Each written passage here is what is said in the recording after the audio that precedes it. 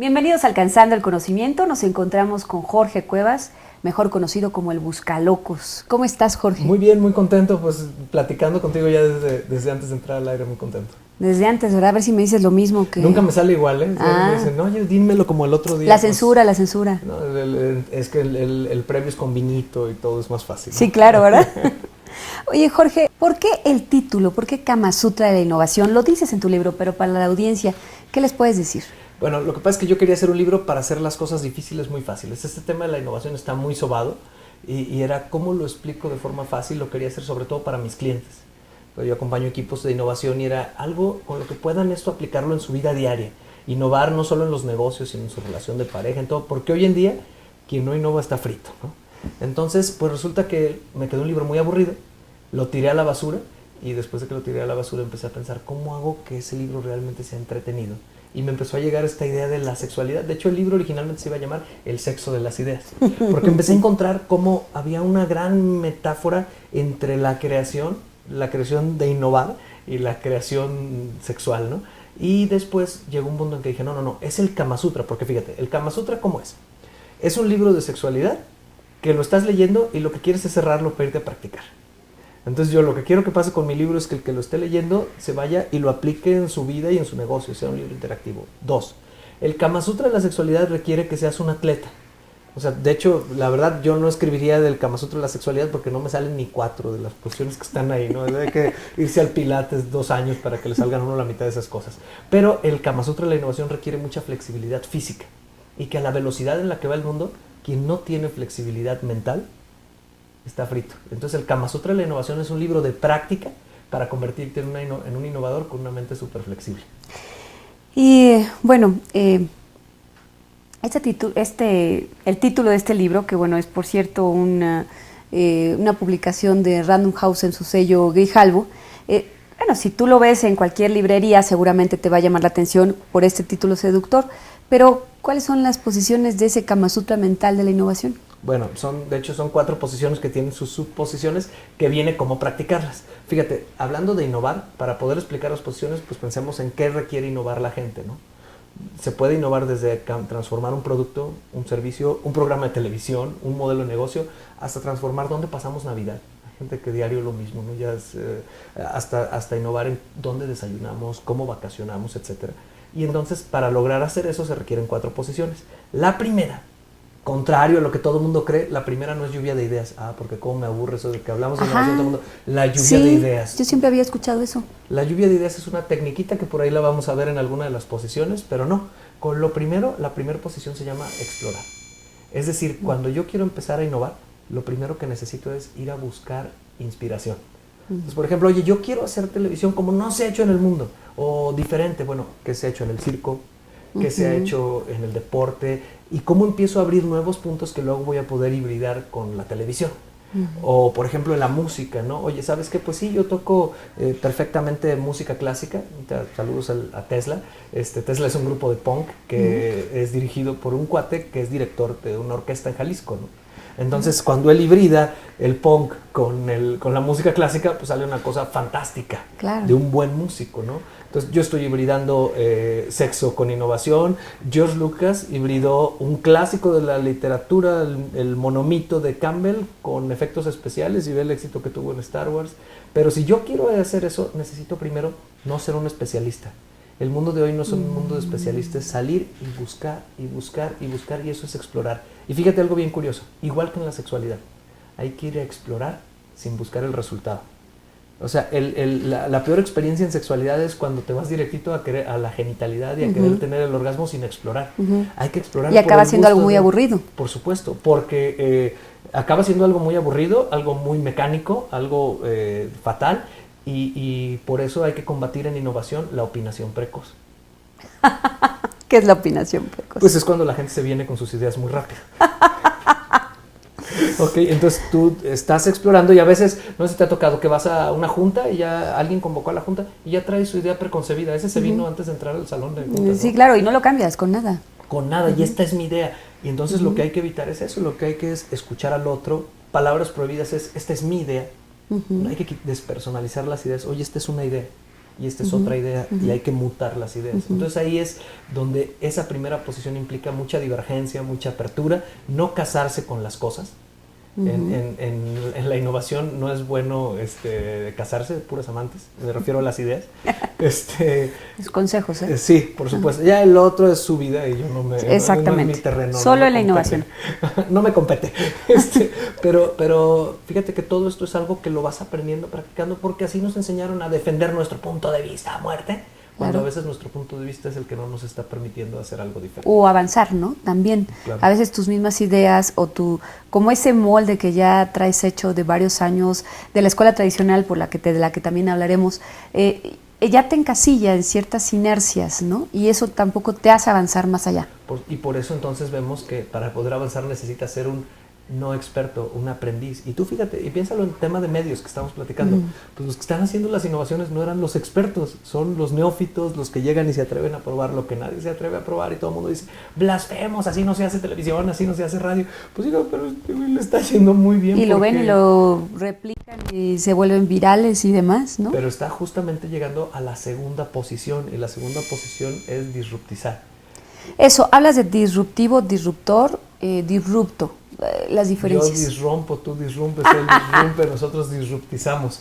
Bueno, como era disruptizar, tiene que ver con romper el paradigma, pues yo quise rompérsela a la Real Academia de la Lengua. Porque y por eso dijiste disrupto.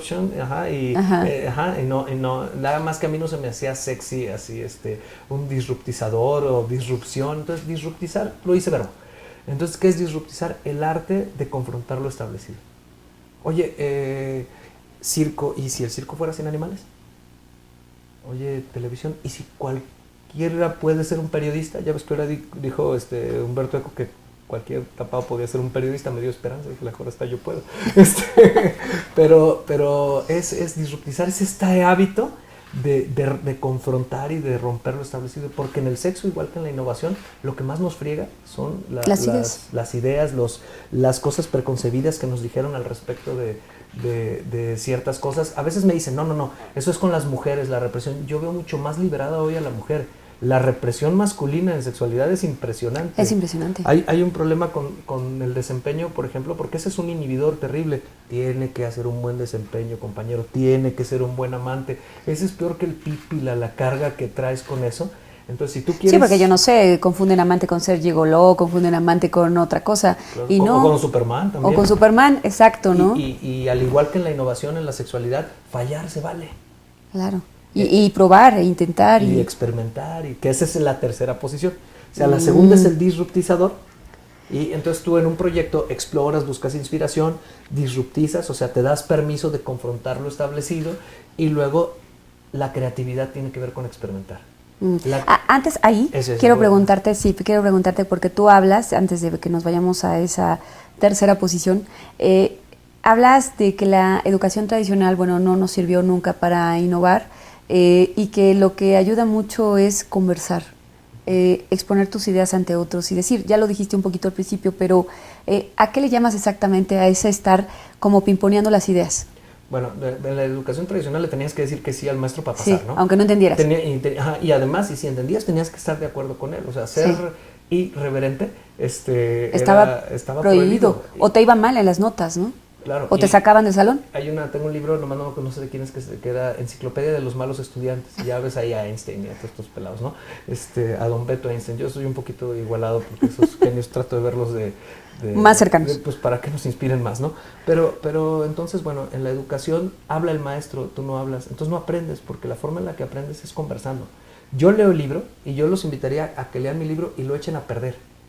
O sea, ¿y cómo lo echan a perder? Lo leen y luego se lo explican a alguien. Y ya cuando se lo explicaste a alguien, ya lo cambiaste, ya lo hiciste tuyo. Ajá, ¿qué es lo que dices? Que es cuando quien realmente aprende es quien da la clase, ¿no? Por supuesto.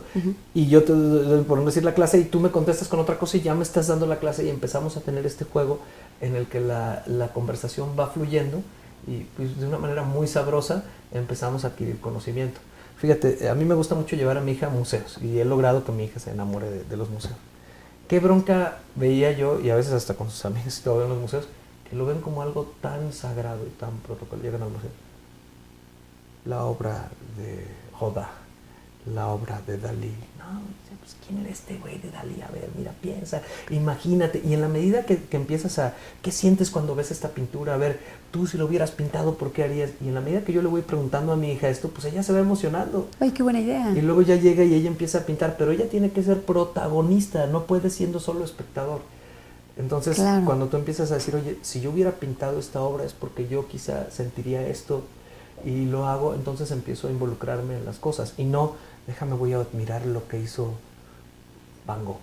Bueno, pues sí, Van Gogh andaba en unas broncas igual que nosotros, era ser humano, más nadie lo conocía antes de que se muriera. Entonces, o peores, ¿no? Claro, mucho más duras. Pero entonces, verlo de tú a tú, eso es a lo que me refiero cuando les digo Beto, Einstein, todo para, no porque sea irrespetuoso con ellos, sino porque a mí me gusta, en el caso, por ejemplo, de con mi hija, y cuando sus amigos se dejan que les dé alguna clase o algo que luego me invita, les digo, venlos de tú a tú, porque esa es la manera en la que realmente puedes aprender. Si los vuelves algo sagrado son inalcanzables, ¿no? Entonces el conocimiento siempre va a estar inalcanzable. Porque alcanzando el conocimiento tiene que ver con primero al conocimiento decirle que se ponga a nuestra altura o nosotros ponernos a esa altura, porque si no es como, están los genios y yo. Y potencialmente todos somos genios. Entonces cuando tú llevas a un niño y lo pones frente a una obra y le dices, no hombre, este no era Rodin, este era Dios Padre, y ínquese, pues entonces el niño no va a poder discutir e igualar que él era un ser humano, que de hecho el arte tiene mucho que ver con las propias carencias del ser humano y cómo las plasma. Entonces cuando haces eso, se acerca el niño al conocimiento. ¿Cómo acercas a alguien al conocimiento? Dándole preguntas, no respuestas. Cuando tú le das a alguien una respuesta, el otro no crece, no alcanza. Pero cuando tú le preguntas, en automático, cuando te pregunto algo, te empieza a subir el agua al tinaco. Si yo te vengo y te platico cosas, sirve de poco, así te digo, oye, esto que estamos platicando, ¿se podría aplicar en tu negocio? Sí. Platícame cómo. Y el momento en que tú me vas platicando cómo es donde... Entonces, imagínate, en la educación tradicional que hacían, pues secarle el cerebro a los niños para un mundo que no necesitaba innovadores. Estaba bien hace 300 años. Pero ya no. No, pues ya no. Y aquí, en esta parte, los mexicanos, ¿qué pasa con los mexicanos? Porque de pronto los mexicanos son muy creativos, pero algo les falta. Pues yo algo que, digo, es muy difícil generalizar en un país que pasa los 100 millones. Así como crear un cliché y una etiqueta es difícil. En lo que yo platico con mis cuates que andan en innovación y todo, de hecho me ha tocado alguno, bueno, muy bien tu libro, aunque estamos a años luz de los libros de Isaacson. Y mira, yo no sé si peque de soberbia o de lo que sea, pero yo creo que estamos al nivel. Y yo creo que a veces el problema es que no nos la creemos y obviamente sí vivimos en un país atrapado en la operación. O sea, en los negocios estamos atrapados en la operación, puro sacar la chuleta, puro sobrevivir. Yo creo que a veces es como una especie de círculo vicioso y como no hay dinero, no hacemos investigación y no desarrollamos. La capacidad la hay y yo creo que hay que ser héroes para innovar. Porque hoy cualquiera se la pasa encerrado todo el día en una oficina. Pero de ahí que innove, quién sabe. De ahí que no, pues muy lejos. Entonces ¿y qué hacen en México los que han innovado? De tecnología de información, por ejemplo, a René Torres, que es un muy buen amigo, le digo, oye, ¿tú cómo desarrollaste este software contable? Y dice, bueno, con unas mesitas de la cerveza comercial y a las 8 que salíamos del trabajo nos íbamos con las caguamas y ahí estábamos hasta las 3, 4 de la mañana dialogando cómo se podría hacer un algoritmo para poder hacer contabilidad en línea, ¿no? Sí, pero son horas extras. Claro. Nunca se dedicaron a innovar del todo, sino que tuvieron que hacer esfuerzos. Hasta que después ya pudieron dejar el trabajo y dedicarse a lo que les gustaba. Y su negocio tardó 15 años en pegar. 15 años. Ajá, entonces, bueno, si lo que tú quieres es el resultado rápido, no, bueno, pues vende droga. Exacto. Sí, eso nunca falla. Pues no sé, porque luego a veces les dura poco, pero bueno. Sí, pero si lo que tú quieres es innovar, el dinero no va a ser todo, porque si solo es el dinero no te va a gustar. Vas a fracasar, vas a un lado, vas a ir hacia el otro. Pero lo que les puedo decir es que ahorita ya no hay de otra. O innovas, porque si tú eliges ser empleado o ser colaborador de una empresa y no innovas, tarde o temprano tu negocio ya no va a ser vigente. Eres desechable. Ajá. Vamos al tercer. Se oye, pero sí. Sí. Vamos al tercer. Vamos a la tercera posición. La primera era el explorador. Sí. La segunda, el disruptizador o disruptizar. Y la tercera es la creatividad o experimentar. ¿Qué es lo que estamos hablando? La creatividad tiene que ver con hacer experimentos. Mira, yo les digo, tú puedes ser un innovador al estilo Tesla o al estilo Edison, ¿no? Tesla era un cuate que decían que el cuate duraba 8 horas el buen Nicolasillo, duraba 8 horas así, imaginando cómo iba a crear alguna cosa. Entonces tenía un poder de imaginación impresionante. Hoy hubiera sido diagnosticado con déficit de atención, ¿no? Pero bueno, pues, ni modo. Pero él tenía una imaginación en la cabeza. Y Edison, su histórico rival, digamos, que fue su alumno, Tesla de Edison, en teoría, Edison lo que tenía él, que era así, él hacía experimentos en físico. Y él dice, descubrió otra forma de no hacer la bombilla.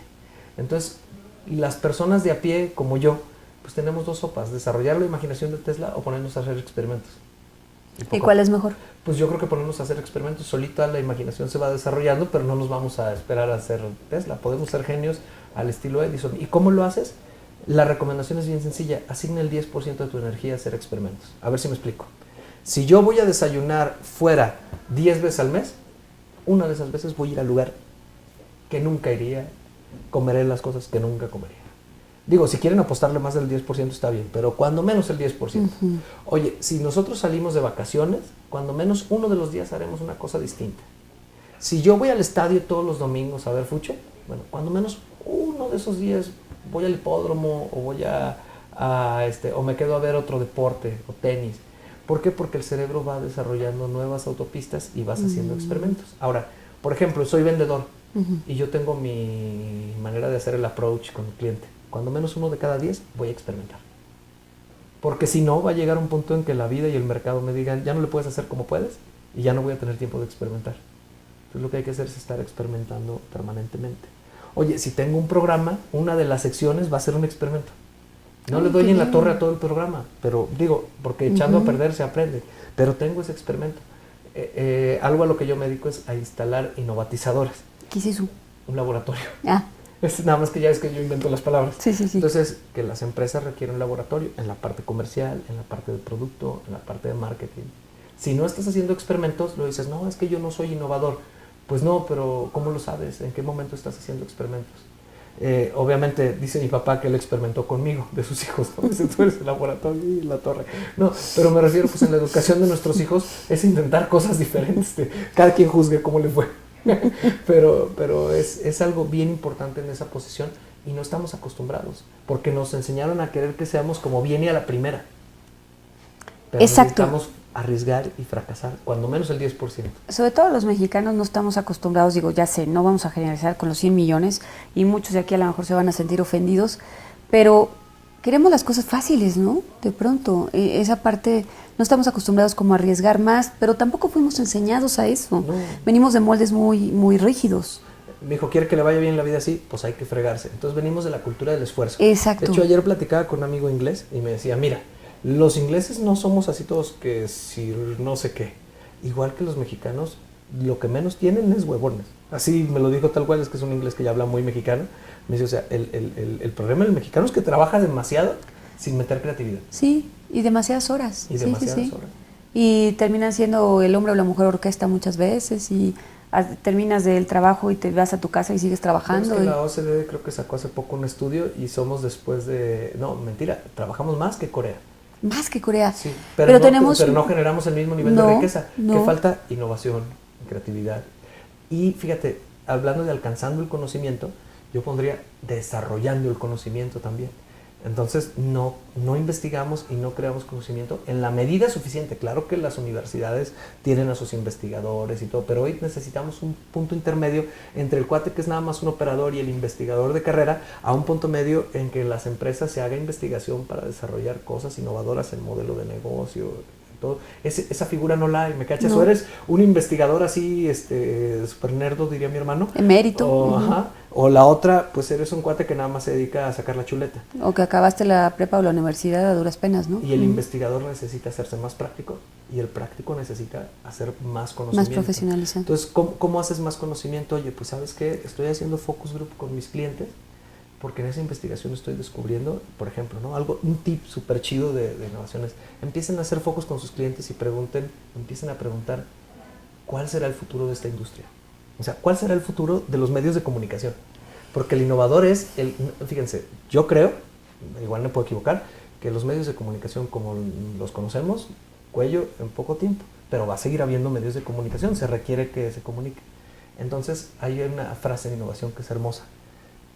Muchos están preocupados por no morir, pero los que saldrán adelante son los que los maten. Y los que los maten son los que se matan a sí mismos. A ver si me explico. Pero ¿cómo van a salir adelante? Bueno, porque creas tu laboratorio donde lo matas. Claro. ¿Sí? Hay un libro de hace muchos años que se llama Si no está roto, rómpelo. La innovación es destruyo el mercado en el que estoy creando un nuevo mercado. Yo estoy en la industria de la capacitación. Y yo sé que la capacitación aburrida como la conocemos se va a acabar. Pero quiero encargarme de ser parte de los que la terminen, no de los que sean terminados. Porque los que sean terminados ya luego van a seguir a los que la terminan. Claro. Entonces, yo creo, por ejemplo, en el caso de los medios de comunicación, pues hay un tema de mucho más democratización, de soltura, de todo, y las empresas tienen que pensar cómo le hacen, porque si no, David se lleva a Goliat, ¿no? Sí, totalmente. Entonces, es un poco como eso. Entonces, un tip es, pregunten, investiguen, ¿cuál es el futuro de mi industria? Y yo ahorita estoy trabajando en lo que va a ser el futuro de mi industria en 10 años. Y eso no estamos haciendo, nos estamos esperando a que nos cargue el carajo, pues. Sí. Mira, un amigo que tiene un colegio donde enseñan mandarín desde hace 30 años. Hace 35 años se preguntó qué tipo de niños, qué tipo de adultos necesitan ser los niños que hoy están estudiando para ser exitosos en el futuro. Y hace 30 años decidieron enseñar tonalidades de mandarín en ese colegio. ¿Sí? Entonces es algo bien interesante empezar, es parte de esto, empezar a experimentar lo que podemos hacer para el futuro. Claro, si tú dices, oye, rómpelo, mátalo, y cambia todo tu negocio de un día para otro, pues matas la gallina de los huevos de oro. Sí, sí, todo. Pero si no tienes tu laboratorio donde lo estás experimentando, en la torre. Claro, te diversificas de varios productos, ¿no? Claro. Algunos que a lo mejor entran en el mercado tradicional quizá te van a seguir generando ingresos, otros no necesariamente ahorita. O por un tiempo. O por un tiempo. Handy dice, todo lo que hoy es exitoso, dejará de serlo. Entonces, ¿quién es el innovador? El que está pensando en lo que seguirá siendo exitoso y que se divierte con eso, porque lo otro es que mucha gente sufre con esto que estoy diciendo. Eso es lo que te iba a decir. Ahorita hay 2, 3 que están así, joder, su madre, que yo, mi trabajo, tengo 30 años aquí me quiero morir. Sí, la innovación se pensara como el Kama Sutra, ¿la innovación entonces es placentera o duele? No, es placentera, es el Kama Sutra. Acuérdate que el orgasmo le dicen la muerte chiquita. Ajá, o sea, que es el orgasmo es un punto, según Wilhelm Reich, en el que te olvidas del control, en el que te sueltas totalmente a la vida y te olvidas hasta cómo te llamas. O te cambia el nombre, Joan Sebastián, o como quieras, ¿no? Entonces, justamente el riesgo tiene un nivel de placer muy bonito, pero bueno, hay que irse acostumbrando a entrarle. Yo creo que es placentero. Por lo menos yo veo mucha gente que disfruta esto que te estoy diciendo. Oye, que viene en el futuro y lo vamos a crear. El problema es que hay otros que no lo están disfrutando. Entonces, que es tan traumático el golpe que no lo alcanzan a ver. Yo soy enemigo, hasta cierta medida, de los cursos de aceptación del cambio. Porque a mí me gusta dar cursos de provocación del cambio. ¿Sí me explico? Es que si tú aceptar el cambio es dolorosísimo. Ajá. Pero provocar el cambio no. Es decir, en la ola de la innovación hay revolcados, hay surfistas y hay creadores de ola. Y los que no están sufriendo son los creadores de ola. Porque van arriba. Ajá. Claro. Y la van creando y la van aventando. Y claro. Eso ha sido toda la historia de la humanidad, porque la innovación no es nueva. Lo único que es nuevo es la frecuencia de las disrupciones. Y ahora son más constantes. Claro, antes, oye, se creó la imprenta. Oh, bueno. El pelado de Gutenberg, desgraciado, dejó sin chamba a todos los que copiaban Biblias a mano. Sí. Ahora nos suena conocido, se crean estas cosas que tú traes aquí, y los periódicos como los conocíamos tienen que ver cómo le hacen. De hecho están en esa desaparición, ¿no? Ajá, todavía. Transformación, porque probablemente desaparezca el formato en el que lo hacen. Pero ese es un tip bien importante que yo manejo mucho en el libro. No desaparecen las necesidades, cambia la forma en la que esas necesidades... O sea, el fondo es lo mismo, la forma cambia, ¿no? Ajá. En el fondo hay mucho, o sea, en el fondo los seres humanos queremos seguirnos informando, pues desde las pinturas rupestres. Claro. Esa era la manera en la que informábamos. Entonces, ¿cuál es la esencia? La información como la queremos. Pero ¿cuál es la tendencia? Que ya no quiero al... ¿Qué tal? Muy buenas tardes, ¿cómo están? Encantado de estar aquí con ustedes. Un placer. Dicen, este güey no le creo, no es auténtico. El que logra aquí, hablando del Kama Sutra, el que logra encuerarse ante la cámara es el que nos gusta. Pero encuerarse, de diversas formas, ¿no? Claro. La otra también, pero en otro tipo de medio, ¿no? Ese es Naked News, eso es otra cosa. ¿Y la cuarta posición? Pues sí, ¿verdad? Bueno, si te fijas, las primeras 3 son divergentes. Explorar, divergentes de un punto hacia afuera. Entonces, explorar, romper y experimentar. Y al último es emprender y aterrizar. O sea, para que pueda haber innovación, tienes que ser divergente, convergente. Hay mucha gente en los negocios que es muy divergente y a veces anda en la luna. Y hay otros que son muy convergentes y actúan mucho, pero haciendo las mismas cosas, las mismas burradas. Lo mejor es esta combinación de dedicas un tiempo a diverger, converger, diverger, converger. Okay. Los millennials del 85 para acá son súper divergentes en promedio, no se puede etiquetar. Los baby boomers, que serían la generación antes que sería la Segunda Guerra. Antes del 65, ellos son muy convergentes. Los X somos como en el jamón del sándwich, ¿no? Pero entonces, ¿cuáles son los mejores equipos? Pues multigeneracionales. Cuando tienes millennials que logras que se integren con gente que aterriza, haces cosas fantásticas.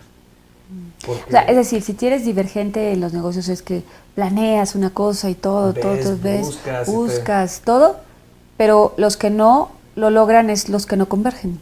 Correcto. Los que no cierran. Ajá. Los que no dicen, bueno, sí, ya, ¿qué vamos a hacer? Cuando empieza, ¿cuál es el plan? ¿Cómo le hacemos? Y hay otros que todavía ni empieza la junta y ¿cuál es el plan? ¿A qué horas empezamos? Entonces esos son demasiado convergentes. Entonces el feeling del innovador es ahorita es momento de diverger, ahorita es momento de converger, funciona por ciclos, ¿no? Entonces eso es algo bien importante de identificar, porque si no nos vamos con el échale ganas y pues nomás le echas ganas a hacer la misma tontería, ¿no?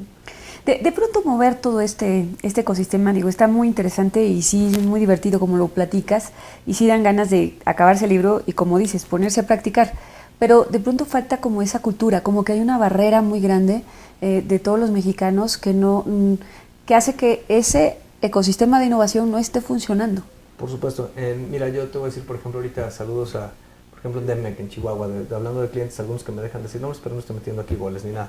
Entonces dice, no, bueno, sabes que en Chihuahua no conocemos otra empresa que tenga una inovatizadora, porque es muy difícil, porque le tienes que decir a la gente, oye, le tienes que invertir 10% de tu tiempo a esto. Entonces yo creo que no está funcionando el ecosistema porque todavía no hay la conciencia y la cultura. Y no pretendo yo ser una cosa mesiánica de, mi libro va a concientizar a todo el mundo, pero espero que sea un granito de arena porque tenemos que cambiar antes de que nos lleve la ola. Claro. O sea, yo creo que el proyecto de país sí tiene mucho que ver con la macroeconomía y con el gobierno y todo, pero también tiene que ver con que empecemos en las empresas, que hoy en día tienen mucho poder, a hacer más innovación en serio. No como un discurso de enero, este es el año de la innovación.